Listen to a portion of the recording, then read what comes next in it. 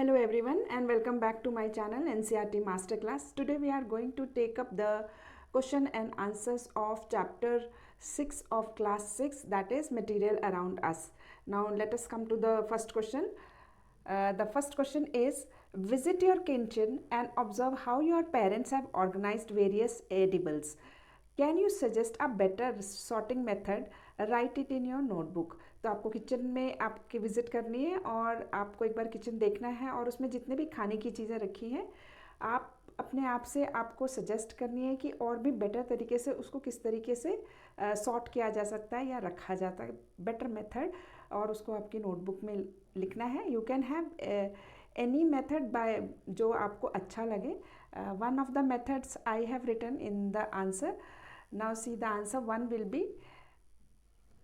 in kitchen edibles can be organized by grouping similar items together. For example, जैसे जो एक जैसे जितने भी सामान हैं उन सबको एक जगह ऑर्गेनाइज करें. खाने की जो चीज़ें हैं, जिस तरीके से स्नैक्स हैं उनको एक जगह रखा जाए. ग्रेन्स और पल्सेस हैं. ग्रेन्स मतलब गेहूँ है और राइस है, पल्सेस मतलब दालें हैं, उनको एक सेक्शन में रखें. मान लो आपके किचन में कैबिनेट्स है तो एक कैबिनेट में ग्रेन्स, पल्सेस, ये सब चीज़ें रखी जाए.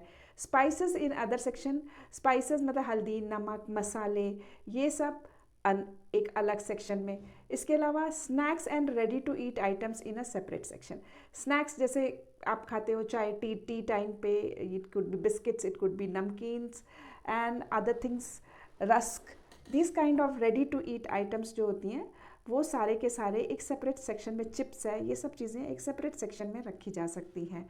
इसके अलावा ऑयल एंड कॉन्डिमेंट्स मतलब मसाले और तेल इन अदर सेक्शन, और एक सेक्शन पूरा बनाकर उसको भी वहाँ रखा जा सकता है. नाउ यूज़ होना चाहिए यहाँ पे. Use transparent containers for easy identification and label each container for easy access. तो सबसे पहले बात तो हमें सभी चीज़ों को ट्रांसपेरेंट कंटेनर्स में रखना चाहिए ताकि हम जब उसको बाहर से देखें तभी हम we can easily identify them. या फिर आप उनको लेबल भी कर सकते हो कि इसके अंदर सॉल्ट रखा हुआ है, इसके अंदर कोरिएंडर पाउडर रखा हुआ है. इस तरीके से आप लेबल भी कर सकते हो so that it is very easy. फटाफट हम वो कंटेनर्स को से ईजी से चीज़ें ले सकते हैं. Store frequently used item at eye level to minimize search time. इसके अलावा जो चीज़ें बहुत फ्रीक्वेंटली यूज़ होती हैं उन चीज़ों को हमें अपनी आइज़ के ऊपर के शेल्फ्स में नहीं रख के आई लेवल के शेल्फ में रखना चाहिए ताकि हमें ढूंढने में उनको टाइम ना लगे. तो this is one way to organize the kitchen. इसके अलावा भी you might be having different idea also. You can ask your parent also. They may give you certain more ideas. और आप वो भी लिख सकते हो और ये भी इस तरीके से भी आंसर कर सकते हो. Now coming to the second question. Second question is, unscramble the letters of column 1 and match their properties in column 2.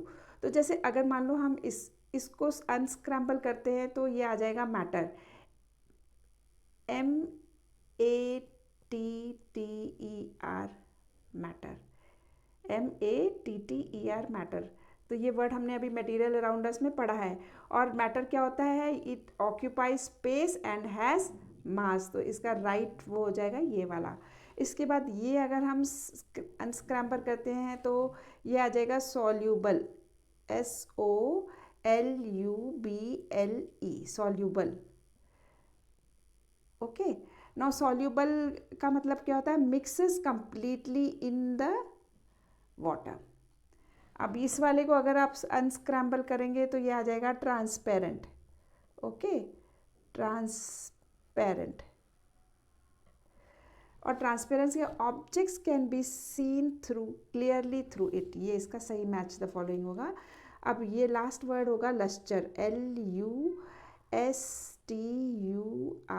Lustre का मतलब क्या होता है? Shiny surface. हमने मटेरियल अराउंड अस चैप्टर में जो आई थिंक पार्ट 2 में we have discuss this lustre. So I have written it very neatly in here. See answer 2 किस तरीके से होगा? आंसर 2, मैटर ऑक्यूपाई स्पेस, इसको मैंने प्रॉपरली लिख दिया है. Soluble mixes completely in water. Transparent objects can be seen through it completely and luster is shiny surface. Okay, now coming to question number 3. Question number 3 is here.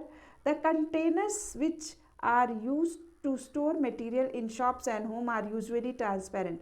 Give your reason for this. ज़्यादातर जो containers में जो भी सामान हम रखते हैं या तो घरों में या होम में, ज़्यादातर हमने देखा है कि वो ट्रांसपेरेंट मटेरियल के बने होते हैं वो कंटेनर्स। उसका रीज़न क्या है? उसका रीज़न आसान है, जो हमने फर्स्ट क्वेश्चन में भी पढ़ा कि ट्रांसपेरेंट कंटेनर्स में रखने से क्या होता है कि we can very easily see कि उसके अंदर कौन सा सामान रखा हुआ है बाहर से।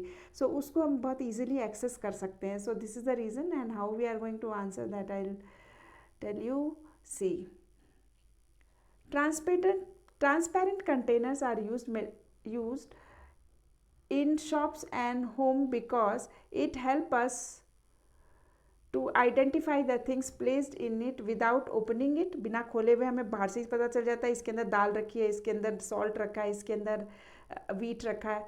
We can see through them clearly.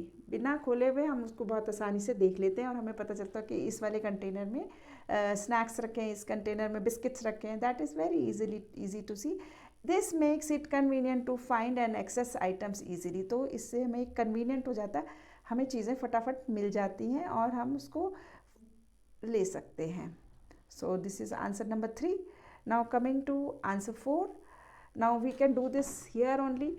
State whether the statement given below are true or false. Correct the false statement. अब देखो, wood is translucent while glass is opaque. Wood is translucent while glass is opaque, ये पूरी तरह से wrong है। क्यों wrong है? ये false आ जाएगा यहाँ पे। wood कैसा है? opaque होता है। तो translucent की जगह आपको क्या लिखना है? इस जगह पे आप लिखोगे opaque। फिर से आप इसका स्टेटमेंट करेक्ट भी करना है। देखो यहाँ करेक्ट द फॉल्स स्टेटमेंट लिखा हुआ है ना, तो आप लिखोगे wood is opaque while glass is what? Glass is, इस जगह पे एक रॉन्ग हो रहा है, यहाँ पे ट्रांसपेरेंट लिख दोगे। ठीक है, मैंने ये क्वेश्चन नीचे नहीं किया, हम इसको यहीं कर लेते हैं, ईजी है करना। Okay, we will do right, I will write transparent once again. Opaque की जगह क्या लिखोगे आप? Trans, TRANS, transparent. ठीक है।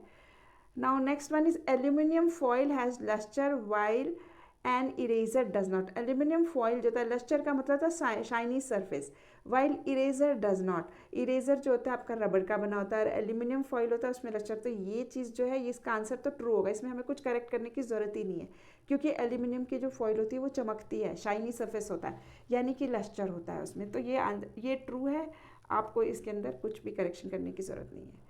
Sugar dissolves in water whereas saw does not. Sugar वो पानी में घुल जाता है, जबकि कि लकड़ी का बुरादा, सॉडस्ट का मतलब होता है लकड़ी का बुरादा, नहीं घुलता। ये भी ट्रू स्टेटमेंट है और इसमें भी आपको कुछ करने की ज़रूरत नहीं, करेक्ट नहीं करनी है।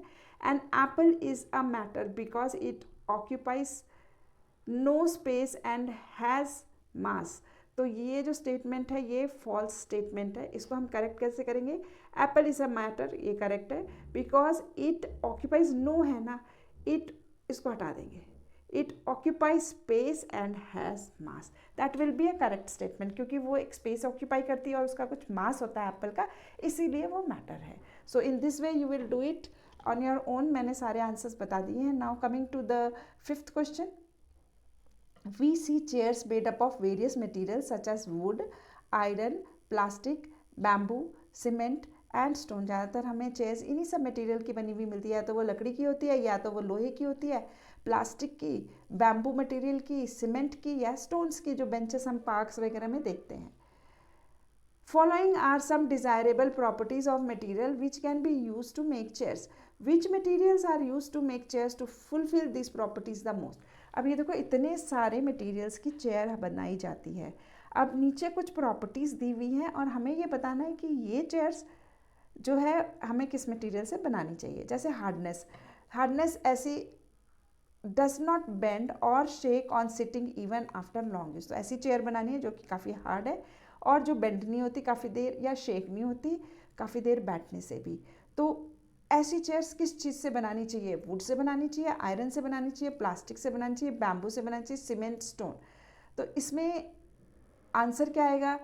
सच as it has to be of wood. एक तो वो वुड की होनी चाहिए और आयरन की हो सकती है वो, क्योंकि बहुत स्ट्रॉन्ग चाहिए, हार्ड चाहिए, सीमेंट की भी हो सकती है और स्टोन की भी हो सकती है। ऐसी चेयर्स जो कि वुड, आयरन, सीमेंट, स्टोन, इन चीज़ों से बनी होगी, वो बेंड भी नहीं होगा, शेक भी नहीं होगा sitting, after sitting for a long long time. इसका आंसर प्रॉपरली भी मैं बता दूंगी। Light weight, easy to lift और take from one place to another. अब हमें एक ऐसी चेयर चाहिए जो कि लाइट वेट हो और एक जगह से दूसरी जगह हम बहुत आसानी से उसको ले जा सके। तो ऐसा मटेरियल कौन सा होता है? प्लास्टिक। प्लास्टिक की जो चेयर्स होती है वो बहुत हल्की होती है, isn't it? तो इसमें आंसर में आएगा लाइट वेट की जो होती हैं वो प्लास्टिक की होती हैं। Doesn't feel cold when sitting during the winters. कई बार क्या होता है कि मान लो आप एक आयरन की चेयर धूप में रख दो तो वो गर्म हो जाती है, तो आप बैठो तो आपको गर्म लगता है। वैसे ही अगर ठंडी जगह पे रख दो विंटर्स में, वो ठंडी भी लगती है अगर उस पर बैठते। तो ऐसा वाला कौन सा मटेरियल से हम चेयर बनाए कि हमें विंटर्स के टाइम में वो कोल्ड ना लगे? तो इसका आंसर बोलेगा the chair has to be of made up of wood या बैम्बू। या तो वो चेयर वुड की बनी हो या बैम्बू की बनी हो। Can be cleaned regularly and made to look new even after a long. अब हमें ऐसी चेयर चाहिए जो कि एकदम नई लगे ज़्यादा दिनों तक यूज़ करने के बावजूद, और उसको हम क्लीन कर सके। तो ऐसी चेयर आपकी बनेगी, या तो वो आयरन की बनेगी या प्लास्टिक की बनेगी। Okay, so how we are going to answer? We are going to discuss it. Answer 5, see I have discussed it here. देखो फर्स्ट पार्ट का आंसर होगा wood, iron, cement and stone. जैसे कि मैंने बताया था, are hard material, so the chair made up of any of this material does not shake और bend on sitting even after a long use. दूसरे का हल्की चेयर चाहिए, लाइट वेट चाहिए, प्लास्टिक की और बैम्बू भी हो सकती है। मैंने उस समय डिस्कस थे सिर्फ प्लास्टिक बोला है, bamboo is also one of the options for light weight material, easy to lift. Then next one is you don't feel cold on sitting on them on winters will be wood and bamboo chairs does not feel very cold sitting on them on winters. और last वाला है option जिसमें कि वो नई लगती है, हम उसको क्लीन कर सकते हैं, वो चेयर्स होंगी plastic and iron chairs could be cleaned regularly and made to new look new. Okay, so this way you are going to answer the fifth question. Now coming to the question number 6, you need to have containers for collection. आपको containers चाहिए, क्या collect करना है? Food waste, broken glasses और waste paper. Which material will you choose for containers of these type of waste and what properties do you need to think of? अब आपको 3 तरीके के वेस्ट मटेरियल को कलेक्ट करना है. फूड वेस्ट चाहिए, broken glass, टूटी हुई ग्लासेस के पीसेस रखने हैं, और next one is waste paper. Waste paper रखने के लिए हम कैसे डस्टबिन बोल सकते हैं या कंटेनर्स कैसे हम किस मटेरियल के बने हुए होने चाहिए. Now the answer will be it's here, we will discuss. अब देखो सबसे पहला तो हमारा जो था food waste, plastic containers that are durable. पहली बात तो वो प्लास्टिक के बने, वो मेटल के भी हो सकते हैं, पर plastic is a good quality plastic के, that are durable, easy to clean and should be leak proof. ऐसा नहीं होना चाहिए कि वो ईजिली, जो भी कंटेनर हम ले रहे हैं वो प्लास्टिक का बना हो या मेटल का भी बना हो सकता है, समटाइम्स रस्ट वगैरह लग सकता है. So let us put only plastic. Plastic containers वो जो ऐसे प्लास्टिक कंटेनर्स जो ड्यूरेबल हो और ईजी टू क्लीन, जो ईजिली क्लीन हो सके, and should be leak proof. Leak proof मतलब वो टूटा हुआ नहीं होना चाहिए कहीं से, ताकि नहीं तो वो क्या होगा, नीचे से लीक करेगा उसके अंदर जो भी हमने फूड वेस्ट डाला हुआ है. Next is broken glass. अब ब्रोकन ग्लास किस तरीके की कंटेनर्स में का हम एक तरीके से कह सकते हैं डस्टबिन बोल सकते हैं. Containers made up of hard plastic का एक तो बना होना चाहिए, क्योंकि कांच के पीसेस को रखना है हमको उसके अंदर, और मेटल या मेटल का हो, that is also okay, that are sturdy, जो बहुत मजबूत हो, एंड पंचर रेसिस्टेंट. ऐसा नहीं होना चाहिए कांच के मटेरियल डाला और उसमें छेद हो गया, क्योंकि वो चुभेगा कांच उसके अंदर. So it shouldn't puncture, so it has to be hard plastic या फिर कोई मेटल होगा तो भी अच्छा रहेगा. नाउ आता है हमारा वेस्ट पेपर. अगर हमें वेस्ट पेपर्स फेंकने हैं तो ये तो सभी के घरों में डस्टबिन्स होते ही हैं छोटे से. आपके स्टडी टेबल के पास लाइट वेट होना चाहिए, एक तो वो हल्के मटेरियल का बना हो चाहिए, जैसे कि प्लास्टिक या फिर कोई कार्डबोर्ड का भी आप एक कंटेनर ले लोगे तो वो भी चल जाएगा, क्योंकि आपने उसमें कागज ही डालने हैं, वेस्ट पेपर ही डालने हैं. And that are easy to handle and less expensive, क्योंकि थोड़ा सा कम पैसे भी ज़्यादा स्पेंड करने की ज़रूरत नहीं, क्योंकि वो जल्दी ख़राब नहीं होंगे, क्योंकि हमने उसमें वेस्ट पेपर्स ही डालने हैं. Now coming to 7th question. Now 7th question is air around us Air is all around us but does not hinder us from seeing each other. Whereas if a wooden door comes in between, we cannot see each other. तो हमारे आसपास सब जगह हवा है, पर हम सभी चीज़ों को देख सकते हैं, हम सभी लोगों को भी देख सकते हैं। पर अगर मान लो एक वुडन दरवाज़ा डाल दिया हमारे बीच में, तो क्या हम बाहर के लोगों को देख पाएंगे? नहीं। It is because air is dash and wooden door is dash. तो air is what? Air is transparent. ठीक है, आप आंसर लिख दोगे transparent. And door is opaque. Opaque वो मटेरियल होते हैं जिससे आर पार नहीं दिखाई देता। ट्रांसपेरेंट वो होते हैं जिससे कि आप क्लियरली देख सकते हो। ओके, तो यहाँ पे देखो ऑप्शन है transparent, opaque, translucent, transparent, opaque, translucent, transparent, translucent. तो the first will be the correct answer for it. Now coming to the 8th question. Imagine you have two mysterious material X and Y. When you try to press material X, it feels rigid and does not change its shape easily. On the other hand, material Y easily changes its shape when you press it. Now when you mix both the material in water, only material X dissolves completely.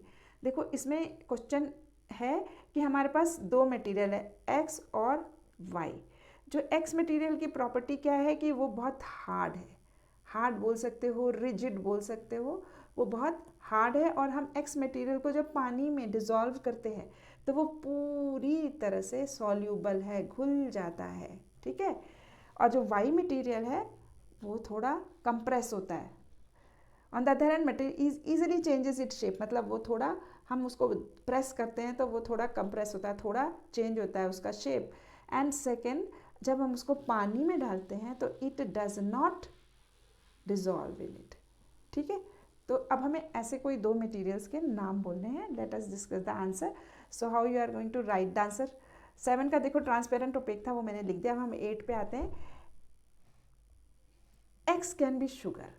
ठीक है, sugar के जो crystals होते हैं वो hard होते हैं, rigid होते हैं, because sugar is hard and feels rigid when pressed. And दूसरा हमने देखा था ना कि एक्स की क्या क्या क्वालिटी है, एक तो वो हार्ड है और दूसरा हम पानी में डालते तो पूरी तरह से घुल जाता है। तो एंड सॉल्युबल इन वाटर। तो हमारा जो एक्स मटेरियल है वो हो सकता है शुगर। अब वाई और भी कोई चीज़ हो सकती है, पर हम what we are discussing that हमने जब सोचा तो हमारे दिमाग में ये आंसर आया शुगर। इसके अलावा दूसरा मटेरियल भी ऐसा हो सकता है जो कि हार्ड हो और पानी में डिसॉल्व हो जाए। अब हमने शुगर एग्जाम्पल लिखा है। Y can be rubber. जो आपके इरेजर है उसको थोड़ा सा आप थोड़ा प्रेस करोगे, थोड़ा सा तो सॉफ्ट होता है, थोड़ा दबता है, उसका शेप भी थोड़ा सा चेंज हो जाता है। एंड डज नॉट, उसको पानी में डालो, it does not dissolve in water. So this will be y. Okay, now coming to the next question, 9th question.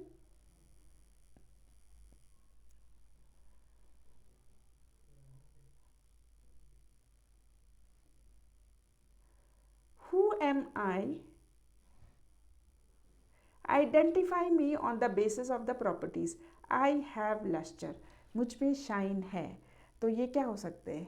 ये कोई भी मेटल हो सकता है। आप इसमें मेटल लिख के आयरन लिख सकते हो, एल्यूमिनियम लिख सकते हो, गोल्ड लिख सकते हो, एनीथिंग, क्योंकि इसमें चमक है। तो आप कोई भी एग्जाम्पल डाल सकते हो और मेटल लिखो। I can easily B compressed. तो ईजिली कंप्रेस कौन सी चीज़ें हो जाती हैं? इट कुड बी इरेज़र, आपका इरेज़र, स्पॉन्ज भी कंप्रेस हो जाता है। You can write sponge. इसका आंसर मैंने नीचे दिया हुआ है, फिर से मैं you can see it. I am hard and soluble in water. फिर से अभी हमने एक्स वाला और वाई वाला जो पहला क्वेश्चन किया था उसमें शुगर, इसमें आएगा sugar. You can not see clearly through me. तो ऐसे वाले ऑब्जेक्ट्स को क्या कहते हैं? आंसर आएगा translucent objects. Butter paper, you can write translucent, और जैसे यहाँ पे आयरन एल्यूमिनियम है वैसे बटर पेपर लिख सकते हो। I have mass and volume but you can not see me, that is air. एक ऐसी चीज़ जिसका मास भी है, वॉल्यूम भी है, पर आप उसको देख नहीं सकते हो। So this will be air. Make your own who am I. तो ऐसे हमें 4-5 हु एम आई बनाने हैं, तो इसको भी मैंने डिस्कस किया हुआ है इस आंसर को। We will see here. So coming to answer number 9, something which shines the answer for, as we have discussed, the answer for first will be metal. And examples you can give any example, maybe iron or gold, or you can write aluminum, any examples you can give.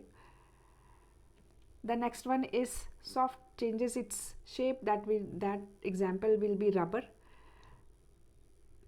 Something rigid and which dissolves in water, अभी हमने पढ़ा answer number 8 में, it will be sugar. And the next one is that you cannot see objects very clearly through it. It is translucent objects such as frosted glass or butter paper.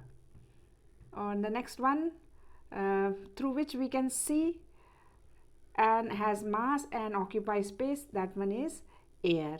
So these are the answer for those 5 questions. And then you have to frame who am I on your own. So here I have framed few, and you can also do on your own. So first one is, you can see clearly through me. So I hope you know the answer. Transparent object. Next one, I am soft. It could be sponge, it could be rubber. I am non-lustrous. These all are I'm framing who am I. I am non-lustrous. Think of an object which is non-lustrous, जिसमें चमक नहीं होती. That could be wood, paper, anything. Examples हैं ये. आपको वैसे तो question के हिसाब से सिर्फ ये फ्रेम करने हैं who am I. मैं इनके आंसर्स भी दे रही हूँ. I am liquid and insoluble in water. So it could be any oil, mustard oil or refined oil. I cannot be compressed easily. जो कि हार्ड मटेरियल जितने भी होंगे उनको आप इजीली कंप्रेस नहीं कर सकते. अगर एग्जांपल देखने हैं तो इट कैन बी वुड और stone. Okay, so according to the question you have to only write these 5. Frame who am I, ये लाइन, दीज 5. और इसके साथ मैं एडिशनल आपको आंसर्स भी I am giving you. Now coming to answer number 10. First let's read the question. You are provided with the following material: vinegar, honey, mustard oil, water, glucose and wheat flour. Make any 2 pairs of material where one material is soluble in other. Now make 2 pairs of material where one material remains insoluble in the other material. तो ये materials हैं सारे. Around 6-7 materials are there: vinegar, honey, mustard oil, water, glucose and wheat flour. अब इसमें आपको pair करने हैं 2 ऐसे जो आपस में एक दूसरे में डिज़ोल्व हो जाते हैं, और ऐसे 2 जो आपस में इनसॉल्युबल होते हैं, जो कि डिज़ोल्व नहीं होते. So we will take the example. See, one example can be water and honey. Both are soluble in. Then next we can take water and vinegar. That is also soluble. Water and glucose. This is also soluble. And next example we can take is water and mustard oil. They are insoluble. Insoluble examples में देखें तो हम water and wheat flour, they are insoluble in each other. So when writing the answer, you are going to answer it like that. Soluble pair: water and glucose, water and vinegar. इसके अलावा you can write water and honey also.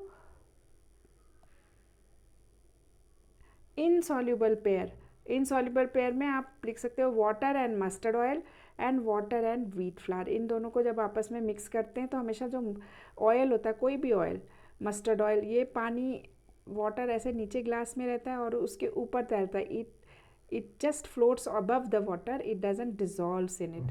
इसके अलावा wheat flour भी है. अगर आप wheat flour पानी में डिजॉल्व करने की कोशिश करोगे तो after some time, if you keep the glass undisturbed, all the wheat flour will get settled down. So this is also not soluble in water. So these are the 2 pairs of soluble pair and insoluble pair, and with this the question answers of this chapter are done. So thank you all, and if you have liked this video, kindly like and subscribe to my channel.